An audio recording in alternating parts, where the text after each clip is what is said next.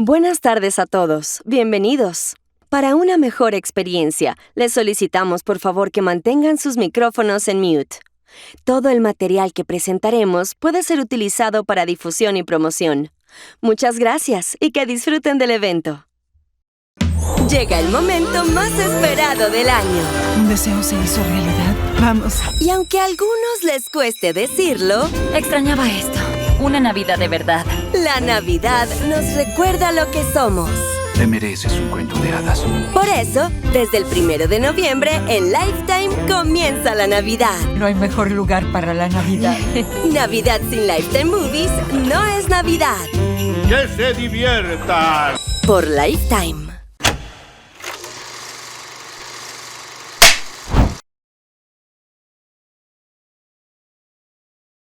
Muy buenas tardes, bienvenidos a todos y cada uno de ustedes. Estamos realmente felices, orgullosos y sobre todo llenos de entusiasmo porque la Navidad ya empezó en Lifetime. Desde el 1 de noviembre hasta el 6 de enero tenemos 24 horas de Navidad todo el día, en todos los horarios, en todos los países. Y lo más maravilloso de la Navidad o Lifetime Christmas Movies es que sabemos que no hay Navidad sin Lifetime Movies. Entonces tenemos más de 54 películas que estamos presentando, pero aparte hay 14 películas producidas en América Latina, específicamente en México. Y tenemos 3 de estreno absoluto este año, producidas en México. Y además tenemos una nueva que es en formato vertical. Sí, son 30 episodios de 90 segundos que estaremos estrenando en diciembre sobre Navidad y para eso en otra oportunidad le daremos más detalles sobre el elenco, el formato y todo lo que estamos planeando para Navidad. Recuerden, no hay Navidad sin Lifetime Movies y vamos del 1 de noviembre hasta el 6 de enero. Y obviamente tenemos el placer de otra vez compartir con Terri Hatcher. Sí, Terri Hatcher no solamente fue una James Bond girl, no solamente fue la protagonista de Desperate Housewife, y también fue la Luis de Luis is Superman. Y aquí, muy importante también, tenemos 3 películas con ella. Una, que es un drama, un thriller, que se llama La Verdad sobre Ruth Finley, pero tenemos ahora 2 motivos de celebración. Christmas at the Chalet y How to Fall in Love by Christmas, las 2 protagonizadas por Terri Hatcher. Vamos a compartir un video con ustedes antes de presentarle a esta fabulosa actriz y humanitaria. Tuvimos una cancelación. ¿Mi reserva no se realizó? ¿Le llamo un taxi? Storytime de la loca Navidad de una mamá influencer. Necesito un cuarto. ¿Podríamos ayudarnos? Tendría que fregar los baños. Creo que nunca es tarde para aprender algo nuevo. No solo cuenta el viaje. ¡Ahí va mi esquí!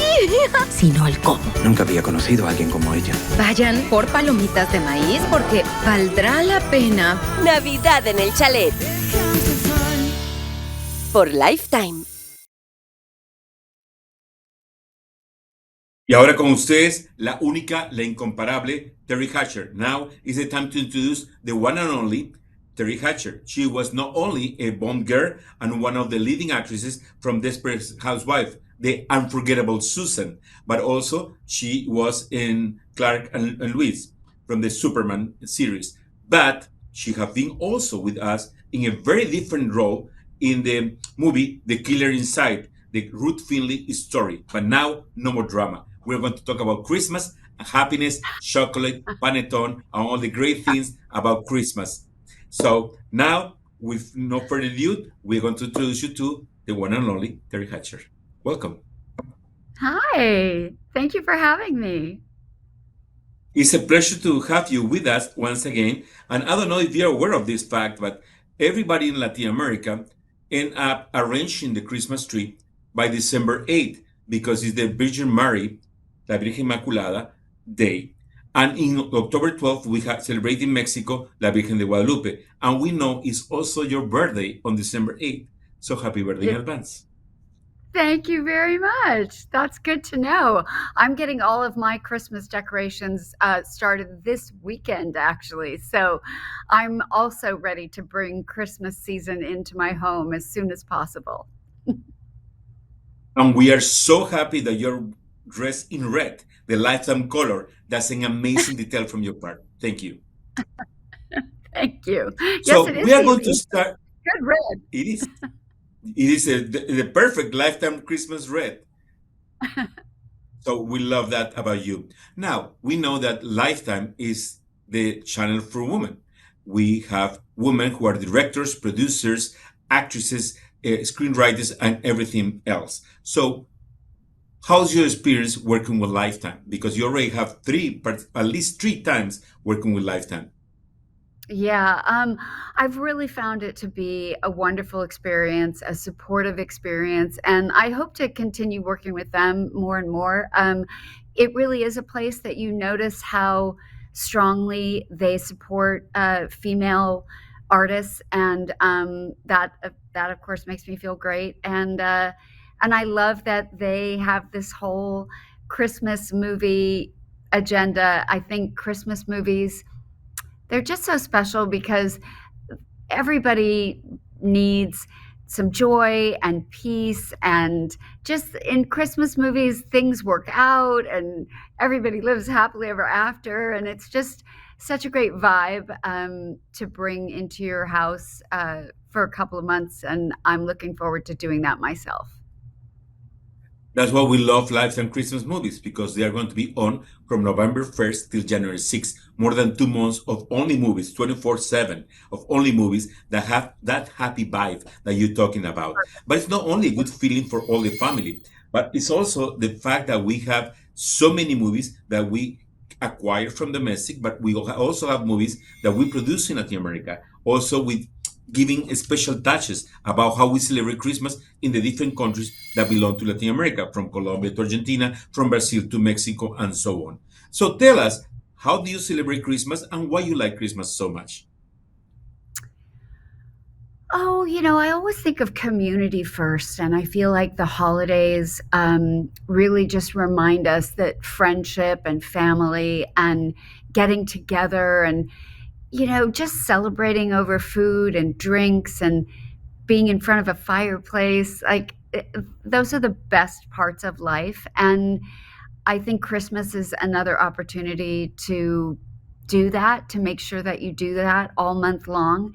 Um, for me, having people over, making food, having little parties, little get-togethers, that's the best thing about Christmas for me. So let's talk about food. What is your Christmas dish? Oh, well, I have a few dishes that are very traditional Christmas dishes in my home. Specifically on Christmas Eve, I have a very big dinner, sit down dinner with like almost 30 people. One of the dishes I make, and I only make this dish once a year because it takes about 8 hours. It's an eggplant casserole in a cast iron skillet. And it's basically just eggplant that's layered with a tomato sauce. So it doesn't sound very complicated, but the way that you treat the eggplant to get it to have a really lovely texture, and the tomato sauce, all of that takes many, many hours to build the whole thing, and to get it to have the most perfect texture. And so I call that the I must love you a lot eggplant casserole, because if I give it to you, it means I've spent 8 hours making it for you, which means I must love you a lot. So that's one dish I make at Christmas. But some of the other things I make at Christmas, I do Chilean sea bass, I do lamb chops, I do Brussels sprouts and other potato dishes, and pies and gingerbread. It looks more like a feast, like a Yes, Christmas festival at your house. it sort of is. So, if you love Christmas so much, and since you are an actress and you're a director, and we're going to talk later about your podcast, I want to ask you for a favor that you weren't expecting that I will ask you in front of so many international media outlets. Can you sing a little of a Christmas song that you love the most? Oh my gosh. Oh, you know what happened? What happens to me is every single song goes out of my head. I wish I was prepared. Um, what's a Christmas song? Jingle bells. I'm not gonna sing Jingle Bells. It's too boring. Oh my gosh. Okay, let me think about it. We'll come back to that. But I Okay. do love music. My daughter is the best playlist maker. And she has a playlist on her Spotify account. It's called Pinecone Jam. And it's all Christmas music, but from many different eras, many different genres of music. And I have that playlist running in my house for like basically starting this weekend until the end of the year. So I do love Christmas music. I love it being on in the background. And for some reason, my brain is just freezing on all the words to every Christmas song. So I can't sing for you. I'm so sorry. Don't worry, you will sing before we end. But however, talking about freezing, it's a subject that nobody believed you at that time and nobody talks about it. That is the frozen shoulder. Can you please let us know more about that? Oh yeah. Yeah, frozen shoulder is a very serious condition that people get in where your arm sort of has the inability to lift it and move it. And it's a kind of a mysterious condition that doctors still don't really know if you get it from an injury or and then the shoulder like encapsulates, or if you get it from hormonal changes. So unfortunately, there aren't a lot of really statistically proven cures for it. It does seem to be a condition that sort of goes away on its own, but usually not before 6 months to a year. So I had that, I think, from last October until this past October. And I have finally sort of gotten past it, which is great because it's very painful and very limiting. Oh, wow. So in Tomorrow Never Dies, you were a Bond girl. How was your experience and how different is from a Lifetime Christmas movie? Oh, wow. Well, I mean, it's incredibly different because it's just, danger and intrigue. And usually Christmas movies are filled with light and love. But I've really treasured all the experiences that I've had in my life. And, I guess as a Bond girl, you have a bit of glamour and shine to you. And I think in a Christmas movie, there's also a lot of glamour. Some of it is from the outside, but some of it radiates from the inside. And that's also what's special about Christmas. So let's talk about the ray of light that becomes Christmas. So talk to us about the Christmas at the Chalet. What do you remember the most about that movie? Well, interestingly enough, when I first got the script, it had been written for a 35-year-old. And I do think this is kind of an interesting story to talk about a little bit because as a woman, I'm now 60, but I think I think there definitely are more and more parts for women over 50 than there used to be, but I still think we can have more. And I think what's special about that is that you have to find stories that are authentic to the life of a woman over 50. And so when I first got this script, it had been written for a 35-year-old, and it was a 35-year-old who had never had children and she'd never been married. And they kind of just wanted to change the age, like, okay, let's just make her 50 so that Terri can do this movie. But I said, well, it doesn't really work because the kind of behavior that you're sort of allowed to be exploring when you're in your 30s, which is, maybe you haven't gotten your life together and you don't really, you haven't figured things out. And that's sort of acceptable when you're in your 30s. It's not really acceptable when you're in your 50s. And I don't think it's a likable trait in somebody in their 50s.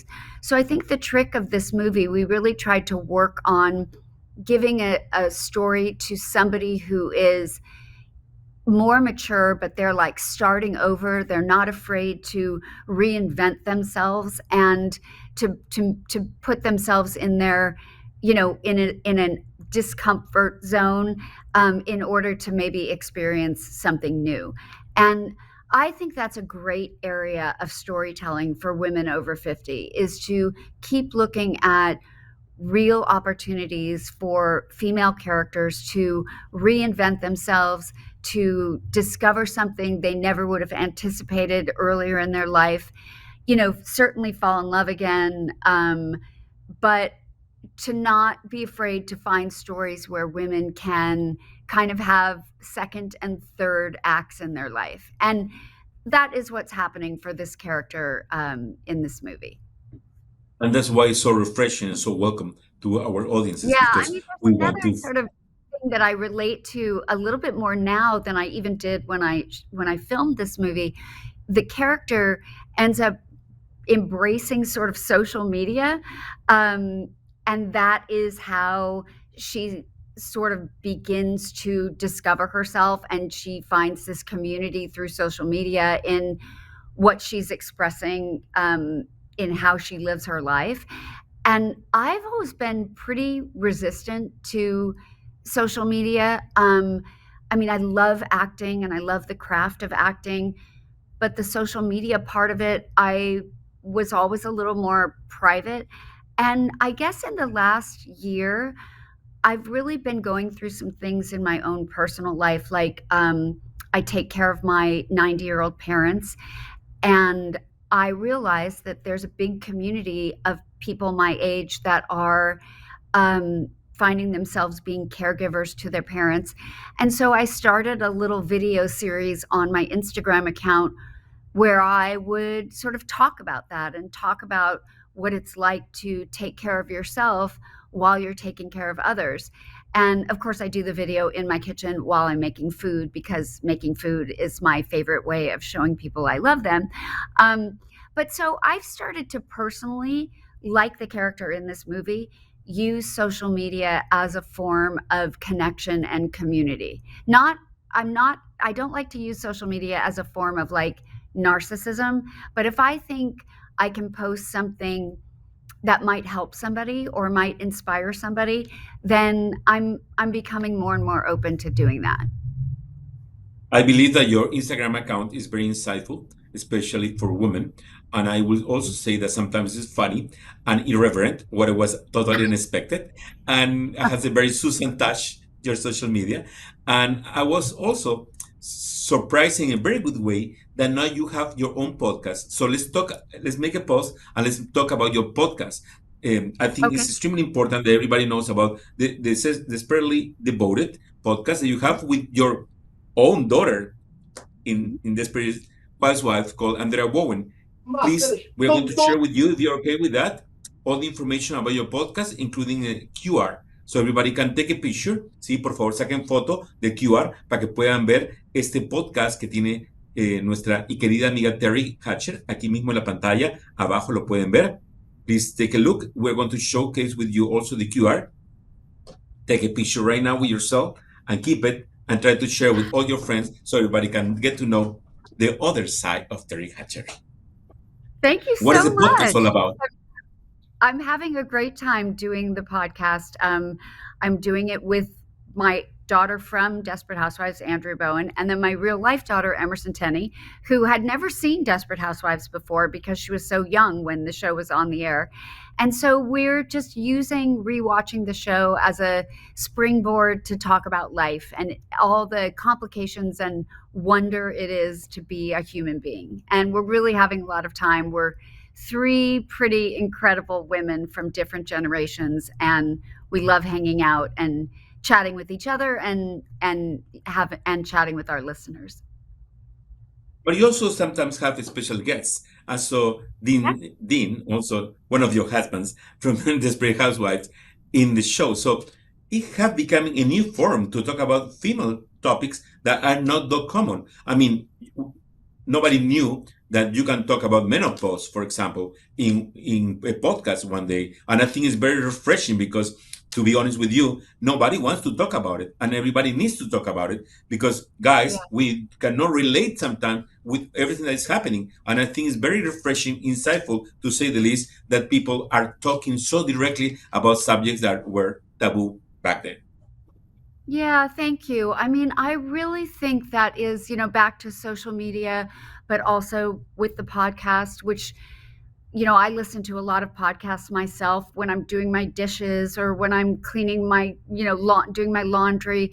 It's nice to have, to hear people talking about things that I care about. And I do think we should all be less afraid or ashamed to just talk about our struggles and talk about, being lonely or feeling like we're not enough, or just feeling like we don't have the answers to finding our purpose in life. And being able to just talk about everything. We are all so much more the same than we are different, no matter where we are on this earth. We all want to love.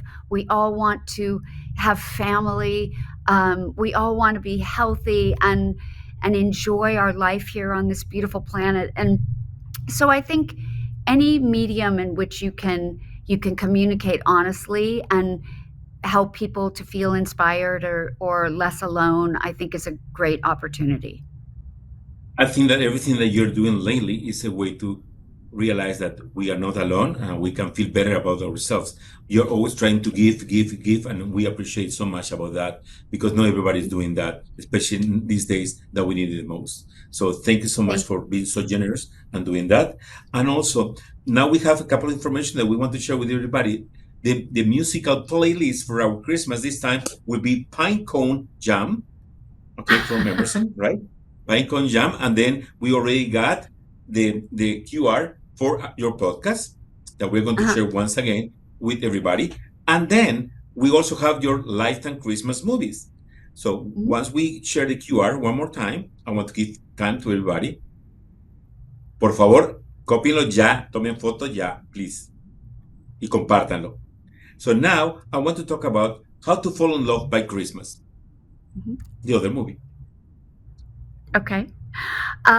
So this was fun because in the movie with the chalet, I was working with William DeVry and Dan Payne, and then when I went to do the Fall in Love Before Christmas, Dan, who was kind of the ex-husband villain in the other movie, he became the love interest in this movie. So it was really fun to actually work with Dan in one sense as the bad guy and in another movie as the good guy. He's a lovely Canadian actor and we had a really wonderful time together.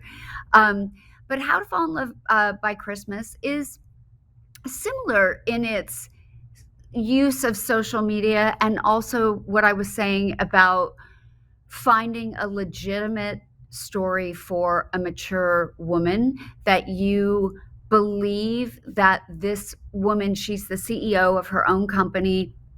She's sort of foregone love life in her opting for business being the most important thing.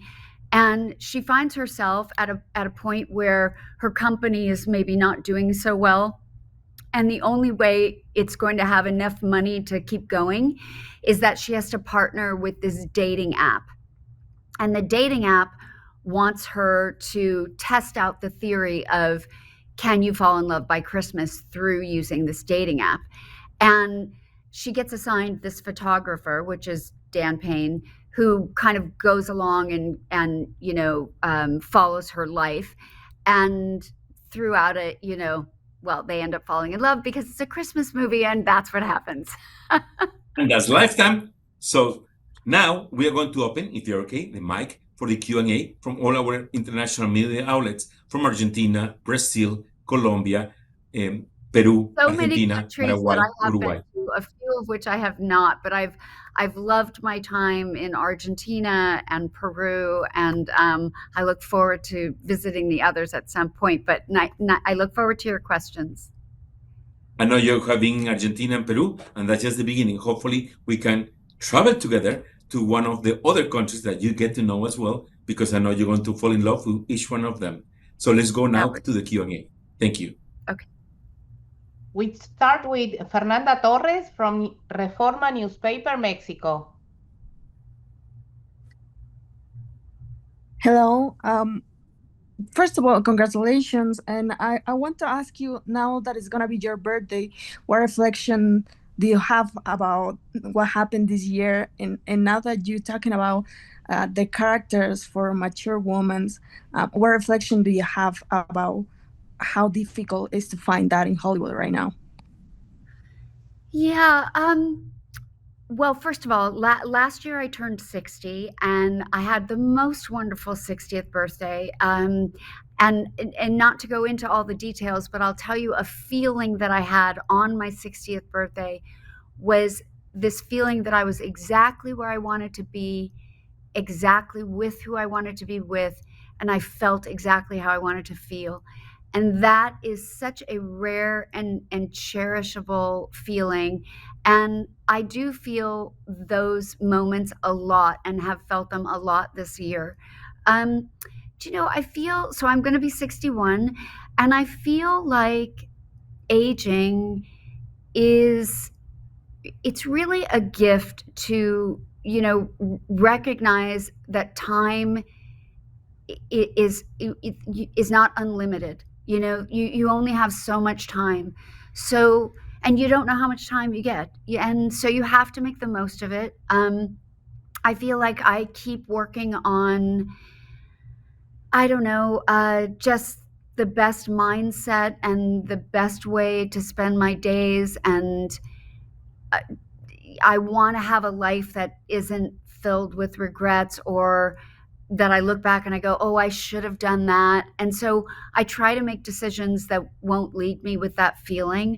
In regards to Hollywood, you know, I think I just put a lot of control in my own hands, which is I keep trying to invent the stories or invent the project that I can participate in, and then hope that other projects come my way too, that somebody feels that I would be right for them. And I feel that blending of, like, I'm not just sitting by a phone waiting for it to ring. I'm taking control in what I'm interested in and trying to make that happen. Great advice as well. Thank you. Next question, please. Manuela Renteria from El País newspaper, Colombia. Hi, Terri. Nice to meet you. Nice to meet you. Thank you. Well, I was wondering, since we all get to experiment Christmas all around the world and all in some different ways, but as someone from Latin America, I was wondering maybe what could be the message or the invitation that you could give to someone from Latin America so that they get to see or to watch the movies that you're going to present here at Lifetime. I'm a little confused about the question. Could you maybe The repeat question it? basically is that since it's Christmas and you are so into Christmas and you love so much the Lifetime Christmas movies, she would like you to recommend to the audience the two movies that you are the leading actress, Christmas de Chalet and How to Fall in Love by Christmas. Right. So you mean the movies that other than Lifetime movies, or No, you're saying those? No, the Lifetime Christmas movies that you are in. Yes. Right. Those two. Yes. The ones that we talked about. You want me to talk more about them? Oh. She would like to see, hey, I want to invite you. I want you to please don't miss these movies because they are so and so. Oh, okay. Well, yeah, I'm so excited to have these two movies on Lifetime, How to Fall in Love by Christmas and Christmas at the Chalet. I feel like in Christmas at the Chalet, I get to do my most physical comedy. I really loved that about the movie. Like, I'm, you know, it's very Susan-esque, I think, from Desperate Housewives, like, you know, falling over a lot, getting herself into trouble. And then How to Fall in Love by Christmas, I feel like, is a more sort of elegant story about watching a kind of reserved, sort of closed off, protective woman begin to feel safe enough to open up to love. Nice enough. So let's go to the next question. Thank you, Susan. Yes. Thank you, Terri. From El Universal newspaper, Venezuela.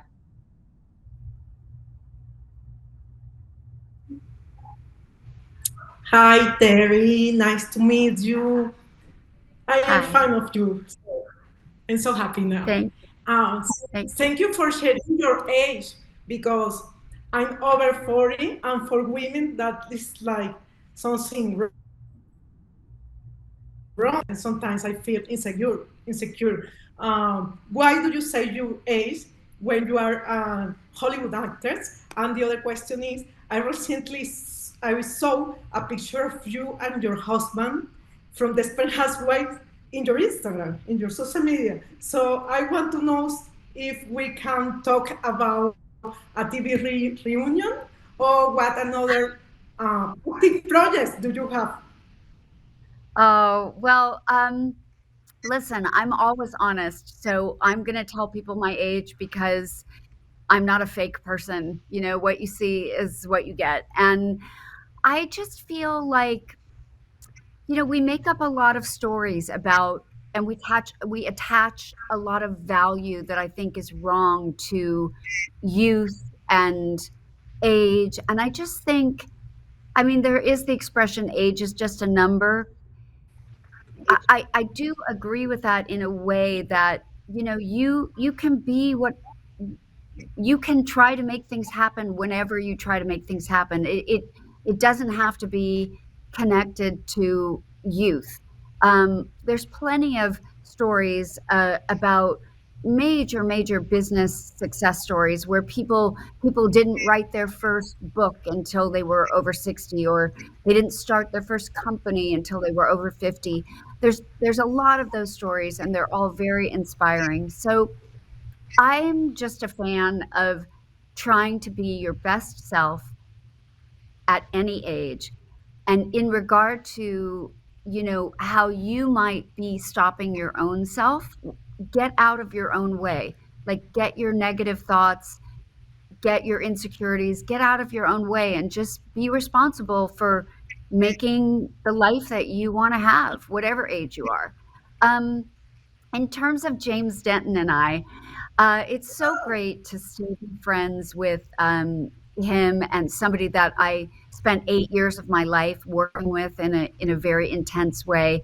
I'm so happy that we're still friends, and I'm even more happy that so many fans of Desperate Housewives across the world seem to really love Jamie and I recreating just a few weeks ago that classic picture of Susan and Mike sitting on their front porch from 15 years ago.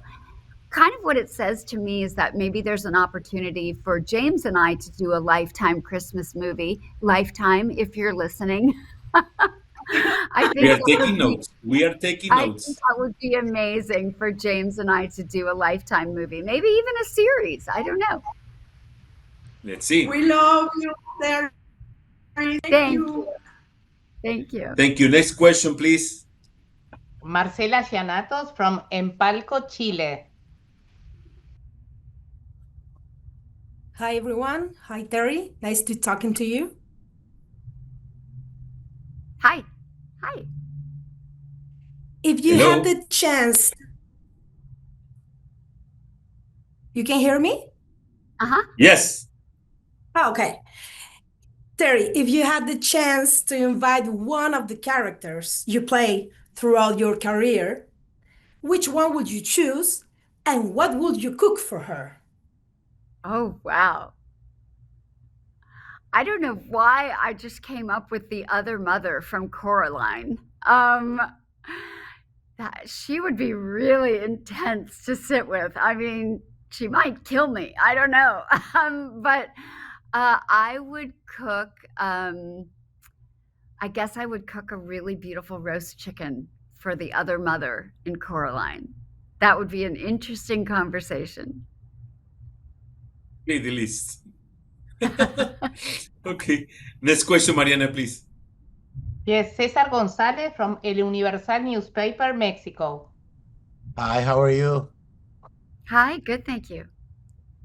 Hi. So at the beginning, you said that Christmas is about community and love. With that in mind, what message do you have for Latino families who will be spending these holidays with all the immigration issues in the United States with ICE and the Trump administration? Yeah, I mean, it's just horrible. what our government is doing. It's I can't even imagine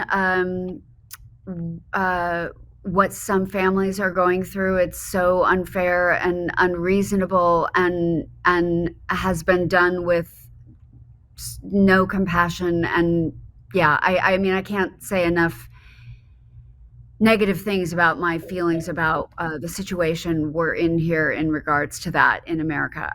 But that said, there are plenty of us, many of us, that are doing whatever it is that we can to be supportive to the community. And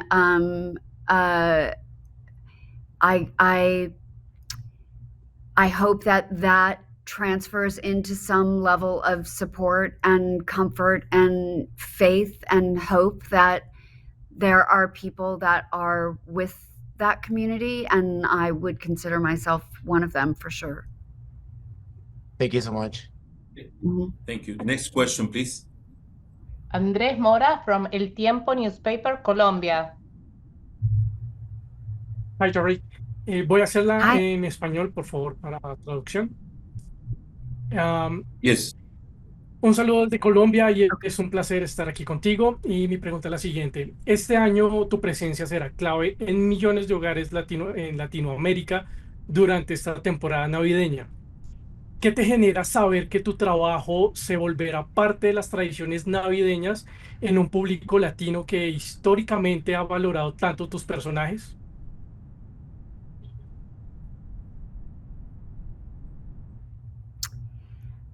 It's a very odd thing to know that. I mean, I guess you can imagine. You know, you think like I'm just a person who grew up in a normal household like anybody else, and to really think about being seen in like all over the world, and it's a real disconnect. But so it's hard to compute actually in my brain. But what I can say is that I know what certain Christmas movies have meant to me in my traditions of the holiday season. And I also know who certain celebrities have meant to me in terms of like when I look to entertainment to, I don't know, make me feel better or make me feel comforted.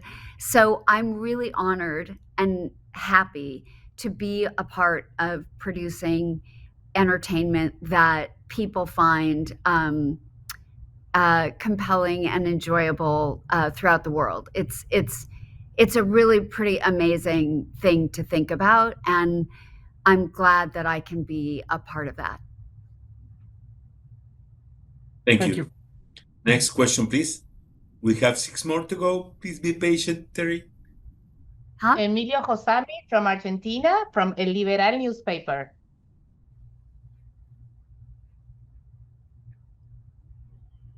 Muy buenas tardes, Terri. Mi pregunta es la siguiente. Navidad en el chalet y cómo enamorarse en Navidad invitan a transitar o a caminar hacia o a abrazar tiempos de esperanzas, es renacer y e invita también a reflexionar sobre la necesidad de encontrarse y dejar de lado diferencias.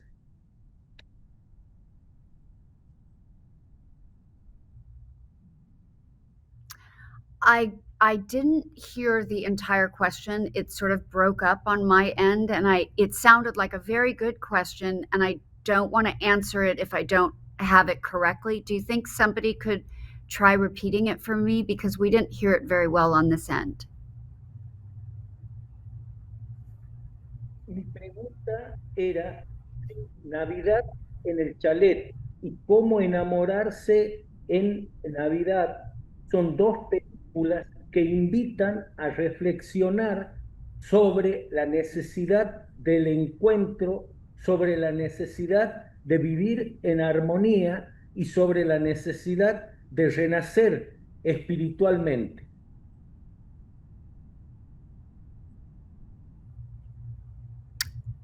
Yes, and I think the words that I heard you say before were like hope and letting go of our differences. And I do believe that Christmas movies, I think it's one of the things why I'm so excited to be a part of Lifetime Movies slate in general, is that I do think Christmas movies offer us that space to feel hope, to be together, to laugh, to just feel ease. Isn't that it really? That there's so much of our life, especially these days, where we live in a tension that is the opposite of ease. And I think it's nice to be able to have this little cocoon of Christmas movies to just sort of feel some joy and some ease. And I do think it's important for people to find that, because when you refuel yourself with a sense of, I don't know, happiness and joy and ease, then you can go out into the world where things are often very tense and much more stressful, and have more energy to do your best in those spaces. So I think there's a needed balance that something like a Christmas movie can bring to your life. That's a beautiful answer. Thank you so much for that. Next question, please. Belén Eligio from El Sol newspaper, Mexico. Thank you. Hello, Terry. So nice to meet you. Thank you very much for your time. I have two questions for you. The first, you start in these Christmas movies, but what are the movies in your life that usually you watch during these Christmas seasons?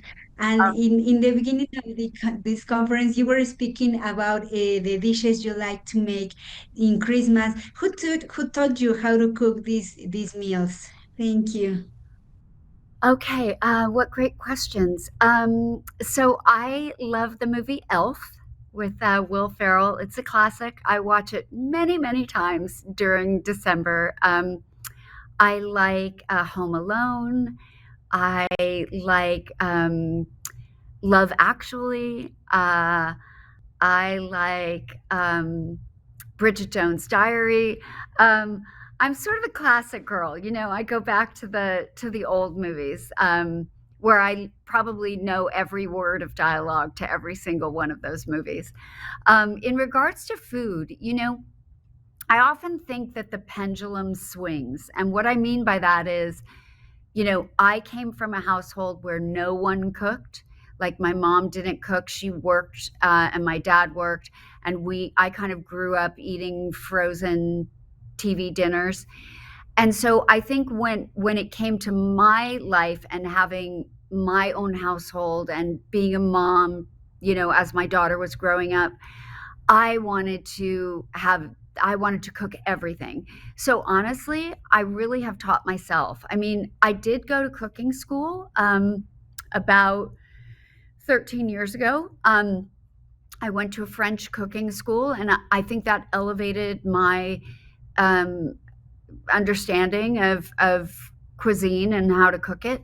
But most of my dishes are my own creations, and I love that. I love that so many of my friends have come to look forward to them, because I kind of, on Christmas Eve, I sort of make almost the same thing every year. But yeah, I pretty much taught myself. Thank you. Thank Not you. surprising at all. Next question, please. Malu Vaz from Correio Brasiliense, Brazil. Good afternoon, Terry. It's an honor to talk to you because this year I watched Desperate Housewives for the first time in my life, and I was instantly obsessed with it. So it's an honor to be able to speak with you. And about the show, you recently launched the Desperate Devoted podcast with your on screen and real life daughter. And I would like to know, I'm pretty sure the show has had a huge impact in your life as it had in mine this year. And I would like to know, how was it like to revisit the show and this specific time of your life with brand new eyes and after all these years? Yeah, it's been great, and you'll hear me talk about that on the podcast. If you've listened, you will hear me say that. I mean, the first takeaway that I have from so many years away from it is just how good it was. Like how good all the actors were, how good the writing was. Um, I'm really just in awe of the level of talent everybody had, and that's so fun to think that I was a part of it. It's been very exciting to see my daughter watch it for the first time, and it interesting to see that most of the storylines are still relevant, and actually in a sad sort of way, you know, I would have wished that we would have been beyond the point in our society where women were still having to fight for rights about their body, or, you know, I don't know. But I do think there are issues that are still relevant. And I think in the podcast itself, you know, we really use it to talk about things like, what is it like to feel lonely, or when is it too soon to move in with a boyfriend, or you know you know should you lie to your friends about something or not, and those little things that the characters on Desperate Housewives did, I think offer a really interesting opportunity for us to talk about how those subjects manifest in our own human lives. But I'm really glad that you're enjoying the show and watching it for the first time. And I mean, that's another treat to me, that I was a part of a piece of entertainment that has carried on through generations, that, you know, that maybe your mother watched it and now you're watching it. And I don't know, that makes me feel a lot of joy. So thank you. Thank you. Next Thank question, you. please. Yes, Valle Marín from Wow Meow y Más from Colombia. Nice to meet you. It's a pleasure to be here. Thank you. My question is, how do you prepare for a Christmas mood for the character if it's filmed at different moment of year?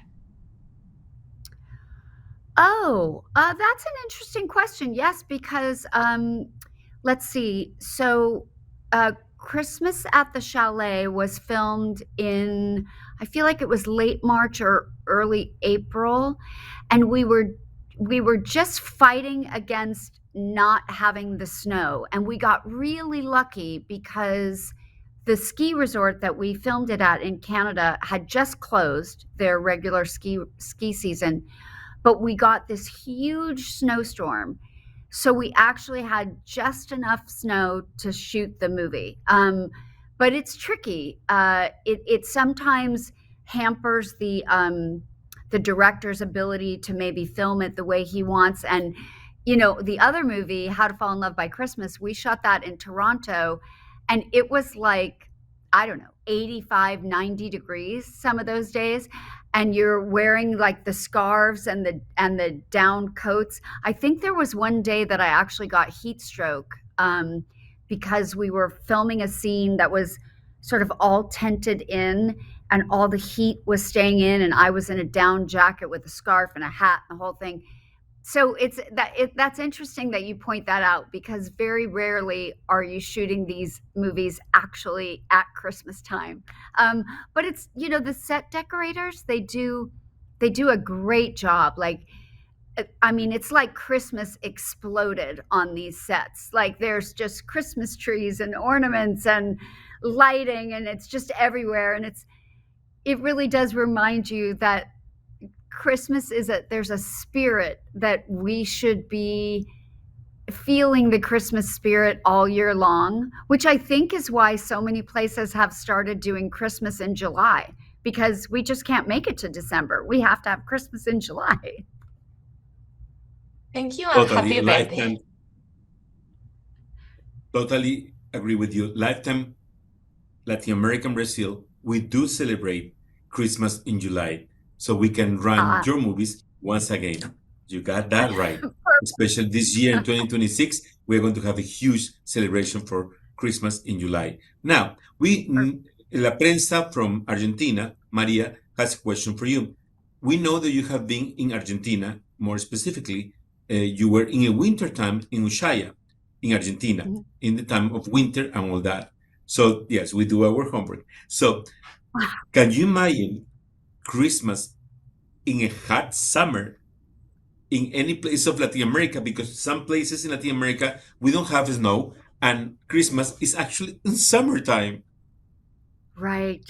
No, I mean, I guess I'm a little familiar just because Los Angeles doesn't really get snow either. So we usually at least have cooler weather, and I love when it rains and it's cooler at Christmas. But we have had some crazy 80-degree Christmases, and there is something about it that just feels wrong. But I think you get used to what you get used to, and I think as long as the traditions of food and drinks and laughter and family time and Lifetime movies, I think it's okay if there's no snow, and you can have Christmas in your bikini.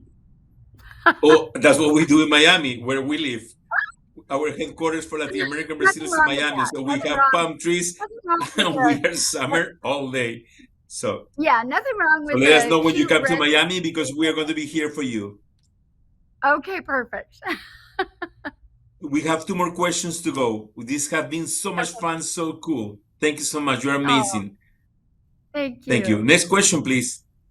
Yes, Luciano Guaraldo from Brazil. Luciano? Hi, Terry. It's such a pleasure to talk to you. We as audience know the feeling we're gonna get when we watch a Christmas movie. We know exactly what we're in for, and we still enjoy the warm feeling and the fuzziness of it all anyway.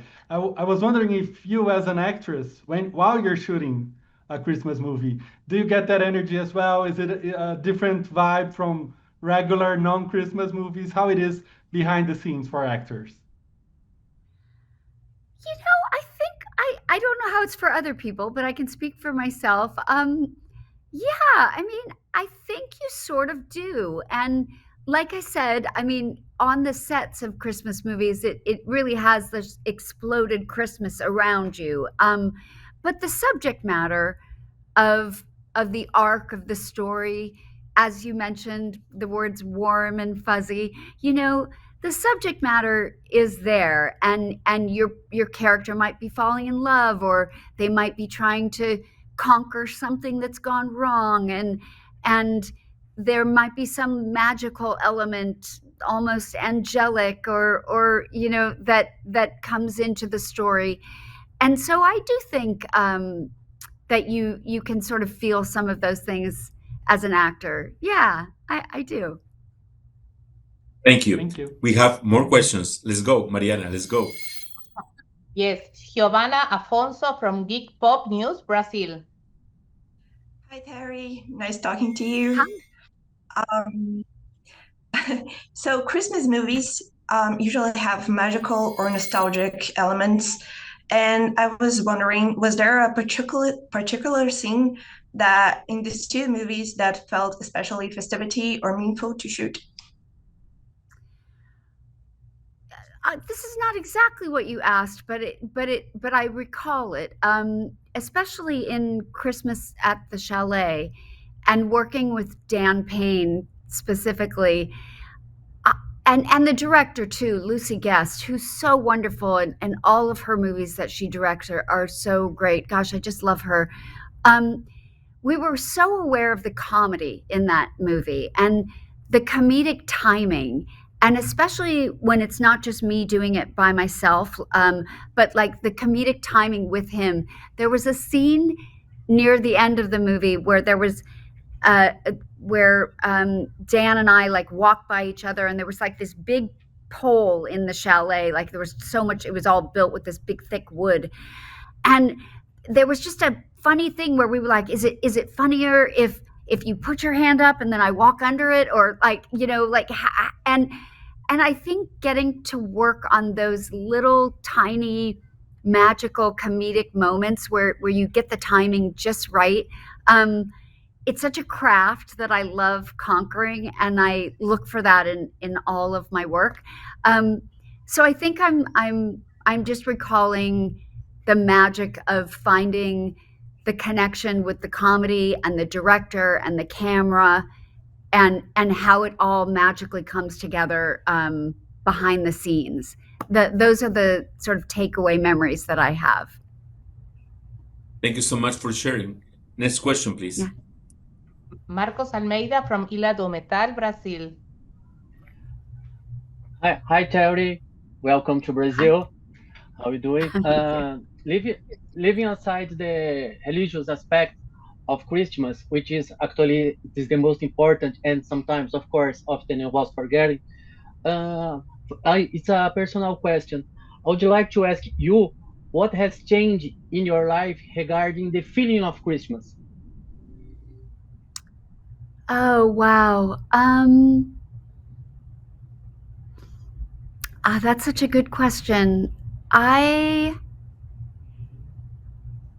think that the longer I'm alive, I just treasure more and more the memories with people, with friends, the little memories. Like my daughter and my mother and I have had a tradition for quite a while where every December I will pick out a new pair of matching pajamas, and on Christmas morning, the three of us will all change into our matching pajamas before we open any presents or have any champagne or breakfast. And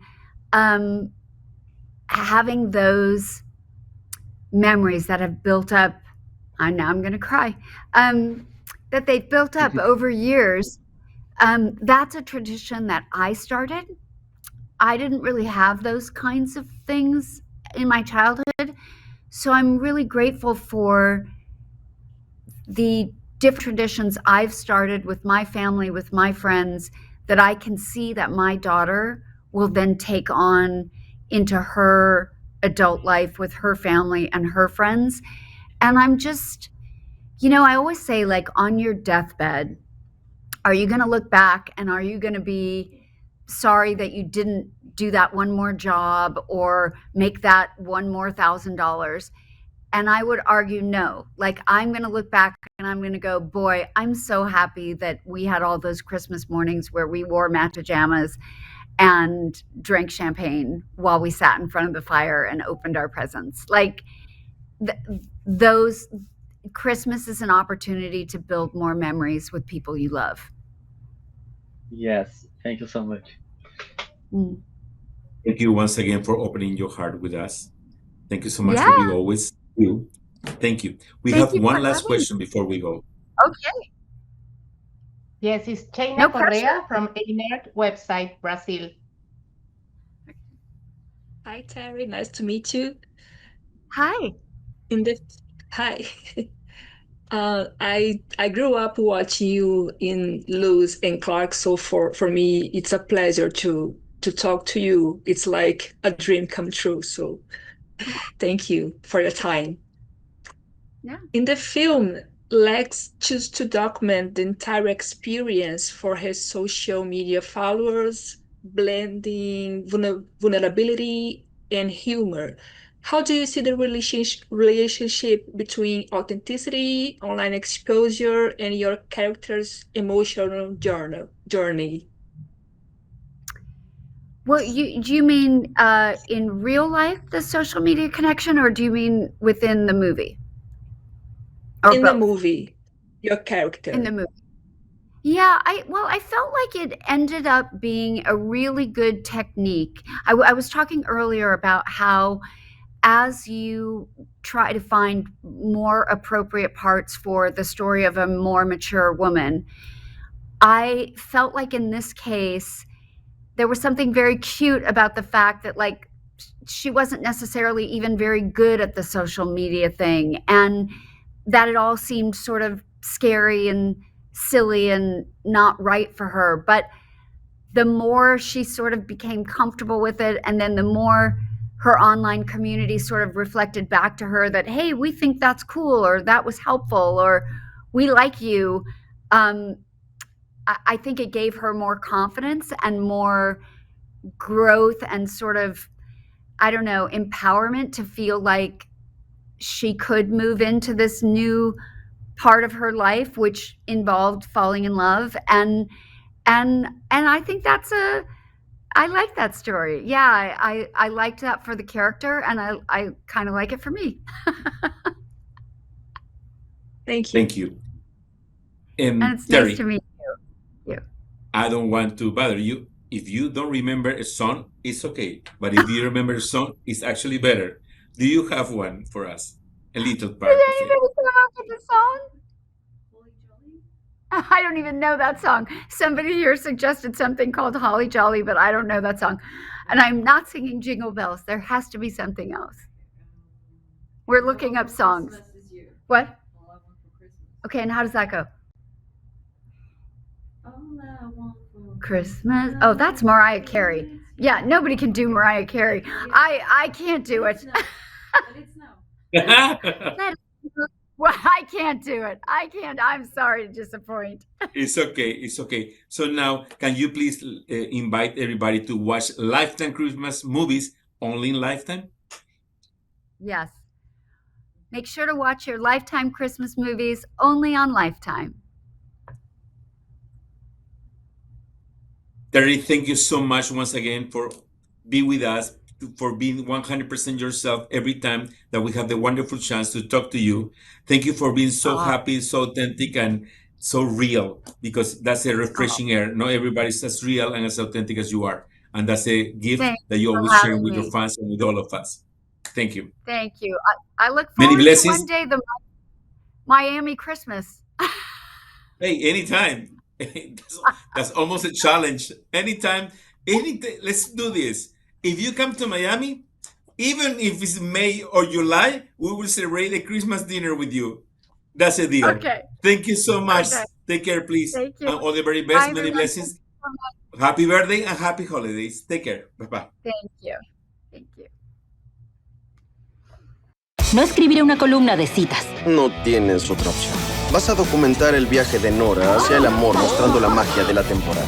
Solo debes derramar tu chocolate caliente sobre alguien y ¡bum! Un encuentro. ¿Ese encuentro casual que intentaste montar? ¿Disculpa? ¿Sabían que la Navidad es el mejor momento para enamorarse?